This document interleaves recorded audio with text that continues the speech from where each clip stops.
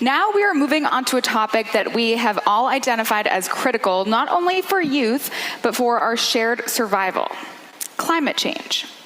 It's not just a threat to humans, but all life on Earth. And it is a threat multiplier, which means it has the potential to exacerbate other threats and drivers of instability, contributing to greater security risks. So first, I would like to hear from all of you on the ways climate change acts as a threat multiplier in your community. If you can go to the voting poll in your app or Slido and write your keyword there. What are the ways climate change acts as a threat multiplier in your community?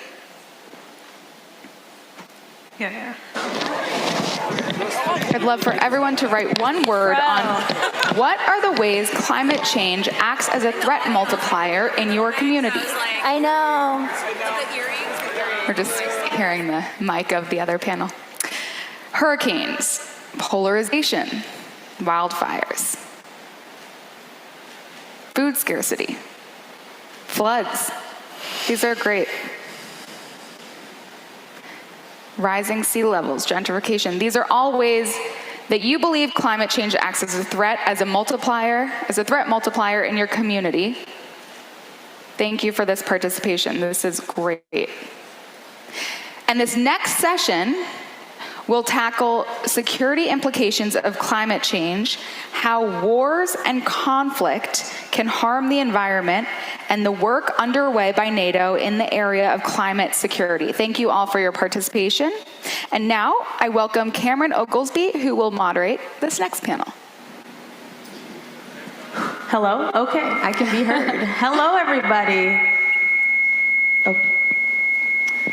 It is lovely to be here. It's lovely to be moderating this amazing panel that focuses on the one of the most pressing, wicked problems of our time, climate change. I'm extremely excited as an environmental justice journalist focused on the U.S. South, one of the regions in this country, at least, that is expected to be hit first and worst by the climate crisis. I'm very excited to be up here with these amazing panelists to discuss the intersections of climate change and security around the world. I'm just going to go down the list here, and I'm going to be very brief because I want to give them time to introduce themselves in depth. But first, we have Samu Pakunen, NATO. Perfect. Yes, I literally practiced that for hours, guys. I'm nervous. NATO head of climate and energy security. We have Pooja Tilvawala, founder and executive director of Youth Climate Collaborative, and Lesia Vasilenko, member of Ukrainian Parliament. So I want to start us off. Just tell us a little bit more about yourselves and how your work touches on this climate security intersection. We can start with Samu. Okay, thanks. I believe I have the coolest job within NATO, maybe after SG. I'm responsible for the team that covers both climate and energy security, but also critical underwater infrastructure. We are involved with climate change and security-related work within the alliance, and we have a huge task ahead of us. SG has pronounced that NATO has to be the organization that understands the security implications of climate change the best, the organization that adapts best to these security implications. So there's a lot of us to do. We have a couple of main tasks here. We have to adapt to the climate change, and we have to mitigate when it comes to climate change. In mitigation, it means that we have to actually do our part, and that's practically meaning curbing our own emissions. We have to shoulder our own responsibility. On adaptation, that's an even bigger question.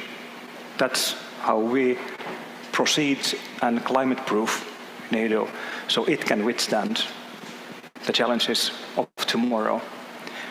So there's quite a lot to do for our team. Perfect. Pooja? Hi, my name is Pooja Tilvawala. I am the founder and executive director of Youth Climate Collaborative. We're a global youth-led community trying to create a more just, inclusive, and intergenerational climate movement. So I actually went to American University. I know there are some others who also went there and studied economics and international studies. I graduated in 2018, and then my first job was in mediation and facilitation work with the Meridian Institute. So we would convene stakeholders on various environmental issues. Like if the issue was plastic waste, we would have like Coca-Cola, Pepsi, then we'd have research institutes like Five Gyres, and then waste pickers and others all at one table discussing their various perspectives on the issue, and then finding shared values and a framework for moving forward together so that they could solve the issue of plastic waste, for example. So now with YCC, dialogue, collaboration is very important for taking meaningful action involving youth in the decision-making processes. So we support youth who are serving as negotiators in climate change at COPs and other venues. We also are doing research with Penn State University on different models of intergenerational collaboration, like boards, advisory councils, and so that's some of the relevant work we do to make sure that across generations we have a stronger understanding of each other's needs and perspectives and can move forward together to address climate change. Thank you. My name is Lesya Vasilenko. I'm a member of parliament in Ukraine, and in parliament I represent the people of Ukraine, and I sit on the environmental committee. And I chair the subcommittee on climate change in the Ukrainian parliament. However, for the last 2 years, I am representing the people of Ukraine on international platforms like this one, where I am very much honored to be speaking today.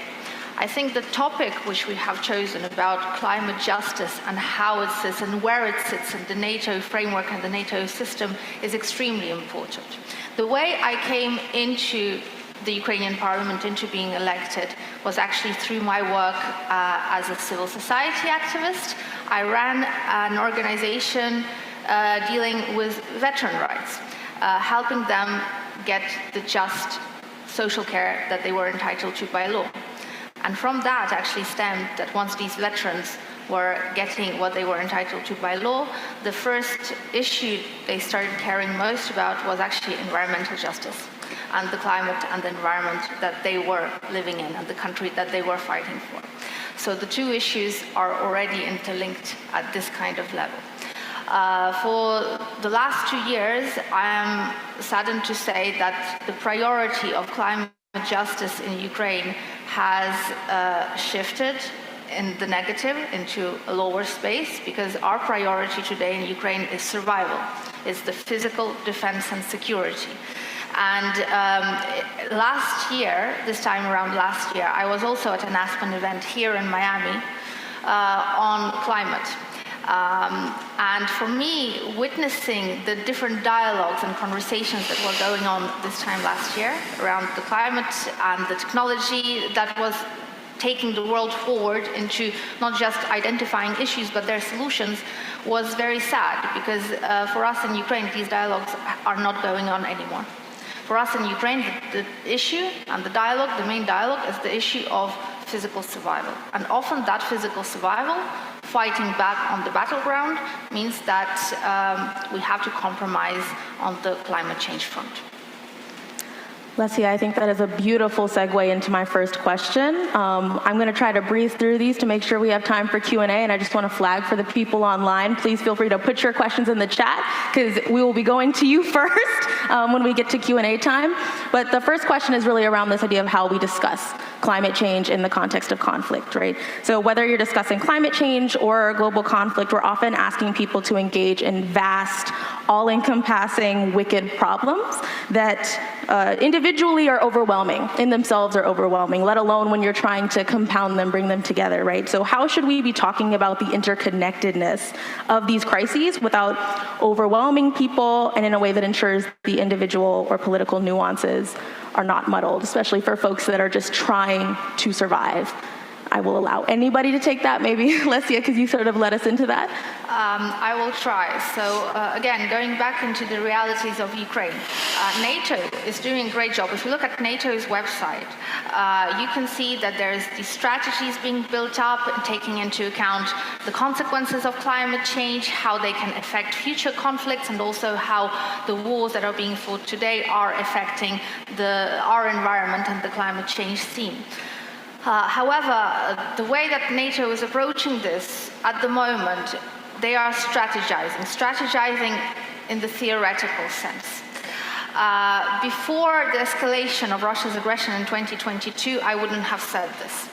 But over the last 2 years, I can see that when you are faced with the threat of physical extermination, you do not care what weapon you pick up and what thing you actually pick up to fight back on that aggression. When somebody is breaking into your house, you're not going to be thinking, should I fire a gun or not fire a gun? How do I protect myself? Will this impact the environment? How will this impact the environment? No, you just pick up whatever you can and you start defending yourself. This is exactly what is happening in Ukraine right now. And the fact is that the new technology that is being developed, it's only in its nascent state. So there's a lot of these technologies which are based on hydrogen, which are based on biofuels that potentially can be used on the battlefield. The problem is this technology has not been tested. The problem is this technology is very expensive and not all the lines of command, not all of the soldiers get to try them out and get to be trained in the use of this technology. This is what's happening in Ukraine on the ground. If you ask any soldier, what will you rather run on? A tank on hydrogen or a conventional tank that just runs on diesel, they will choose the one that runs on diesel because they know how to service it, they know how to use it, they know that it's reliable. And this is why in the present war of aggression that Russia is waging against Ukraine, you see all these conventional weapons being used first and foremost. They are cheap, they are there, they're available, people know how to use them. This is why wars, they will always be major contributors to climate change and to deteriorating environments. Go ahead, Tim. I just would like to continue on that point. Nothing is as detrimental to our common fight against climate change than war. And I think the Ukrainian example is underlining that in a way that we wouldn't want to see, that Russian unlawful aggression has led to huge amounts of emissions. We are talking about the same levels as the annual output of a medium-sized European country. And that is why it is so immensely important for us, for NATO, to be able to deter. Because only by deterring adversaries, we are able to invest in fighting the climate change. And coming back to the original question, I think how we understand it is by practical examples, bringing it close to our everyday life. And I think Miami is also a showcase for that. It is really a hotspot, pun not unintended, for climate warming. The sea level rise and its effects, it's having an impact on hundreds and hundreds of thousands of people living here. But it has also an impact to Norfolk, some 100 miles up north from here, the biggest naval base in the world.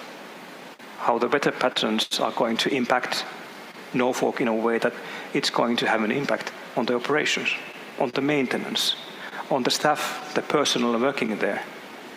It is by these examples that we actually learn what are the interlinkages between climate change and security. And there are thousands and thousands of those. We can discuss about the situation in Northern Europe. Because of global warming, some of the northern airfields are not at our disposal anymore. So the planes have to be based on more southern bases. When we go eastwards to the Russian Arctic, we see a situation that global warming and the thawing of permafrost is leading to a situation where anthrax is becoming, again, a real possibility. Anthrax spreading because of global warming. I think we have a role NATO, in connecting the dots. We have the capacity to do the analysis. This is something that we can do for the whole alliance, but I think it can also be a more broader contribution from our side. We help to explain what climate change actually means, how it affects our security.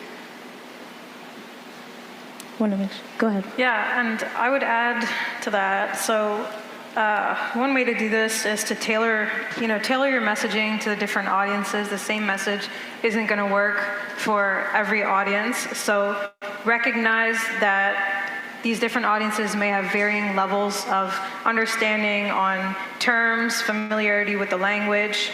And so you can try to find trusted voices in the community to relay the message to that community. So let's see, here maybe the mayor of Miami would be a good voice for relaying the messages about the impacts of climate change at the nexus of security and climate. Then another thing you could do is to try to provide a positive framing of the message. So while it's important to acknowledge the severity of the challenges that we face, a focus on framing solutions in a positive and actionable light, like not that all this is happening and, this situation can't get any better, showing as well with the interconnectedness of conflict and climate, the solutions that are possible to get us out of these situations can be helpful and less overwhelming. I'll stop there.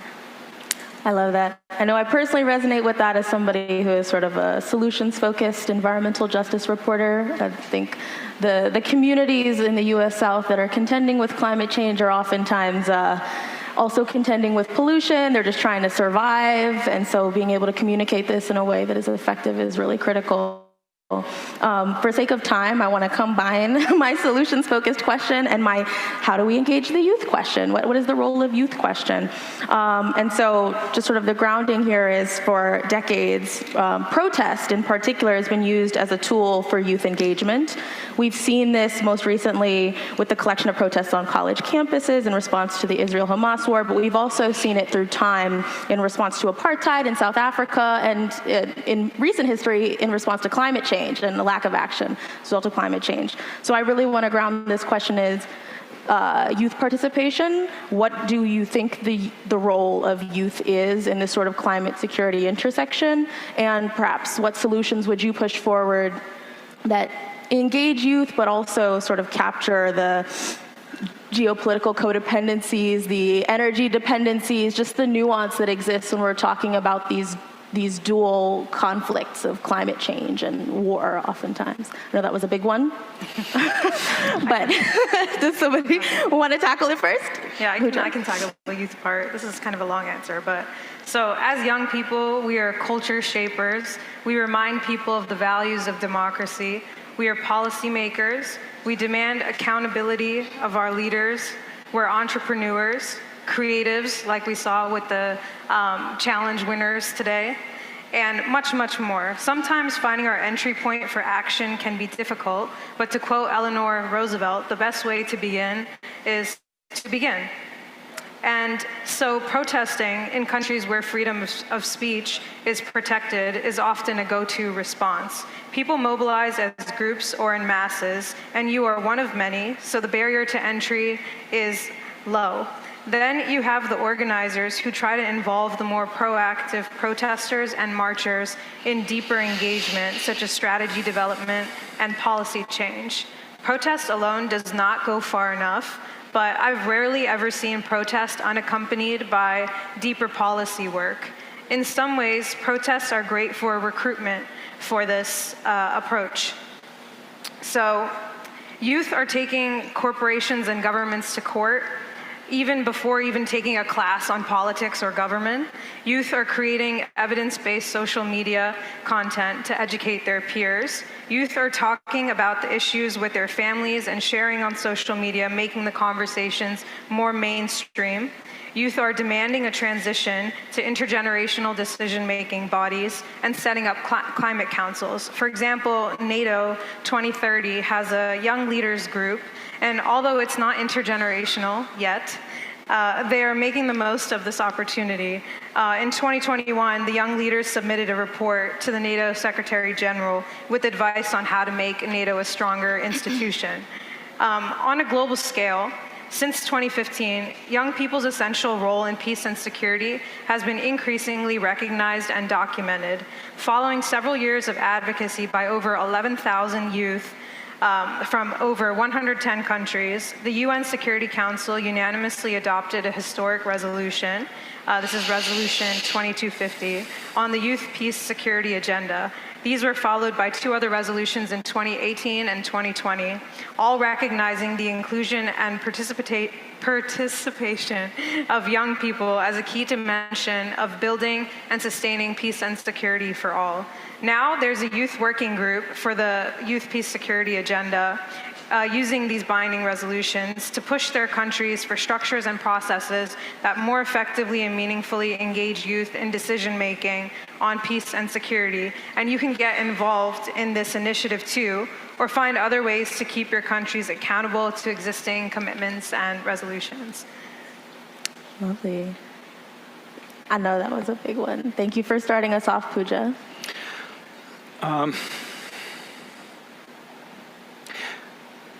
I've had many discussions with politicians, policymakers. What encourages me is that how they feel that they get support from the youth, that it is the youth that is pushing them to make the hard decisions. This hasn't been there. With this kind of support, I think we have a chance. It is the youth that is demanding from the political decision makers how they want to deal with challenges that are common to us all. And that links to 2 themes that we were discussing here earlier. Integrity and the way that we do not take granted our own positions. And that's why I'm optimistic, even though I'm not officially young anymore. But I do feel that there's a movement, and that's rising. Beautiful. And no reason about not being young. I think this is very much intergenerational. So exactly. Thank you for that. Lucia. Okay, I'll jump in on that. I can't promise I'll be this brief, but because the question actually has many, many dimensions. The youth, these are the future generations. And we should care what kind of world we want to live in and what kind of world we will be bringing children into. And we ideally want this to be a world of a safe environment, a healthy environment, a stable, peaceful environment. And all of this has many dimensions which are brought out into the raw, into the open by wars when they are being fought. The youth across the globe has a huge responsibility to play. First and foremost, it's about uniting efforts, standing up in solidarity, and sharing the information and also the impacts of not just climate change, but actually conflicts and how they affect their daily lives. Again, I'm from Ukraine, so I can only speak from the experience of Ukraine. Ukraine has proven to be not a consumer of defense, but a contributor to global security. Not just because we are a nation by now which has been tried and tested on the battlefield and probably one of the most battle-resilient nations in the world at this point in time, but also because if you look at Ukraine, Ukraine is responsible for global food security, being the the top 5 of grain producers and grain exporters in the world. Ukraine is responsible, as it turned out to be, for energy and trade security, being at a crossroads of many of the trade and energy routes. And Ukraine has turned out to be also responsible for deterring quite a few risks, such as nuclear security, for example, when we have Europe's largest nuclear power station on the territory of Ukraine, which is now under occupation by Russia. So all of these elements, they impact people, not just on the ground in Ukraine, but they impact people as far as Africa, as far as Asia, where, for example, the price of rice has suddenly gone up, and where the strain on agricultural land there has gone up, and where certain biodiversity patterns have been changing and affecting the whole world. So through this kind of story sharing, storytelling, impact sharing, the youth of the world need to unite, need to call out on the problems, on the issues. For this, we need to know the numbers. We need to know that within 18 months, there has been 150 million tons of CO2 produced as a result of Russia's aggression against Ukraine. This is, as we have correctly heard, the size of what Belgium produces in a year.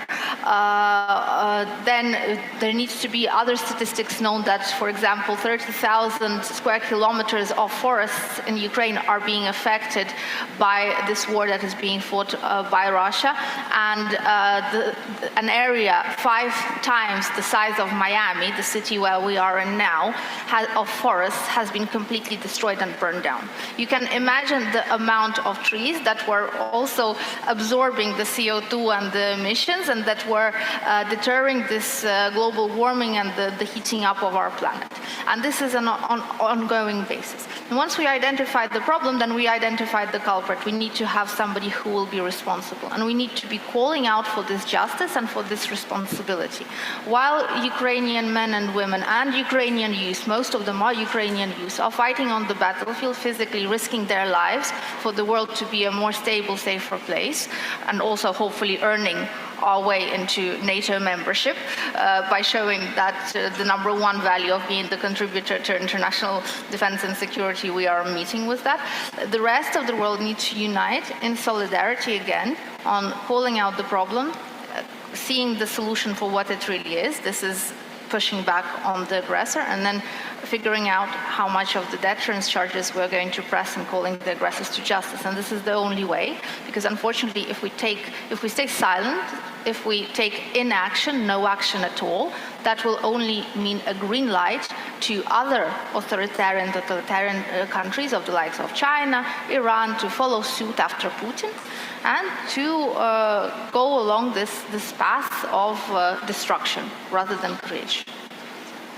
Awesome, thank you all. And I just really want to call out in that answer just the title of this, the threat multiplier that is climate change, right? And climate change is not just carbon emissions, but also food security, energy security, and something that impacts across the spectrum, across the globe. So thank you all for that. In our remaining 4 minutes, I'm going to try to fit in 2 questions. So from the audience, the first is going to come from online. So if somebody else in the audience did have a question, I want to encourage you to raise your hand, and the mic runner, okay, I see it way in the back. So if the mic runner could get that to the person way in the back, I'm going to ask this first question from online.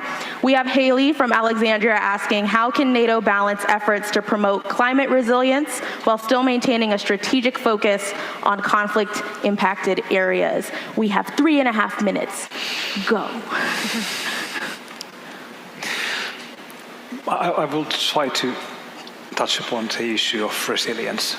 I think that's a major challenge ahead of us. We already have black days for helicopters in operations when it's more than 50 degrees Celsius. They cannot operate on that kind of environment. We have, due to global warming, a situation in the high north area that some of the ice is drifting to more southern parts. How then we can operate there with the forces that we have? There are so many issues that we need to take into account when we are planning ahead, when we are adapting to the changes brought by the climate change. It needs to be interwoven in all of the processes within NATO. I think that's the only way that we can safeguard NATO, we can safeguard this alliance and its ability to deter, which, as was also touched upon SG in his remark, is the main task that we have. Because we do not have the luxury that the deterrence would fail. Do either two of you? No? Okay, more time for our audience question. Thank you so much, Samu, for that response.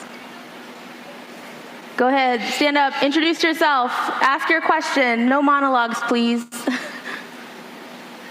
Okay, as I was reflecting and hearing about like the visuals of like the carbon of a child like in Ukraine, or even thinking about what's happening in Israel, thinking about Palestine. Sorry, we're having a little bit of trouble hearing. I don't know if it's the mic. Can you just maybe start over? Okay. I was interested in knowing, right, as we all have this level of empathy that we're here today, like we want to be able to know what are some solutions we can be able to like drive into.